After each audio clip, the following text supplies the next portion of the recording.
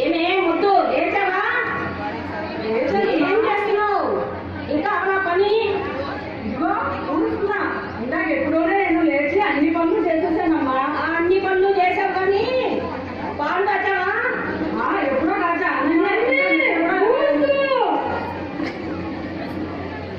అన్నయ్య నిద్ర లేవలేదు, అన్నయ్య నిద్ర లేవలేదు. వాడి మీద కూడా ఏడుస్తావు ఎందుకే? వాడు లేస్తాడు, వాడు మగ పిల్లవాడు. కాసేపు పడుకొని రాత్రి 2 గంటల దాకా చదివాడు కష్టపడి. పాలు తాచావా? బూస్ట్ కలిపివు.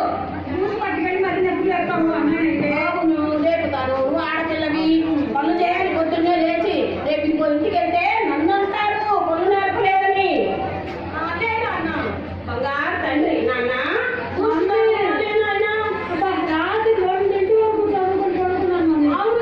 చూశాను 2 వరకు. ఈ బూస్ట్ తాగేసి పడుకో. 2 వరకు నీకు నెలకి వెతుకుతూనే ఉంది నాయన.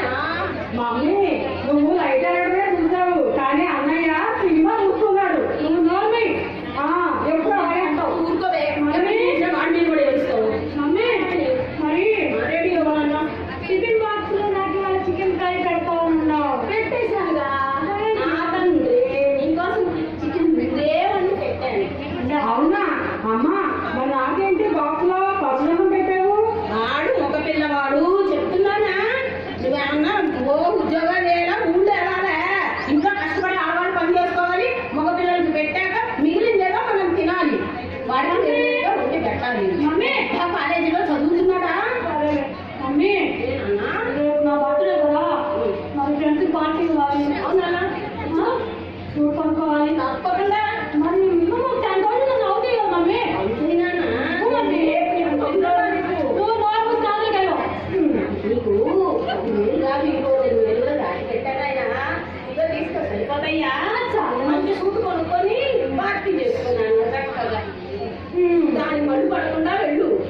ఏడుస్తున్న వాడి మీద వాడు ఎప్పుడు చూసాను మమ్మీ వాడికి అనుకోకు. వెళ్ళు నువ్వు కానీ పడి కానీ బట్టలు ఆడేయాలి. వెళ్ళు కిచెన్ వెళ్ళి.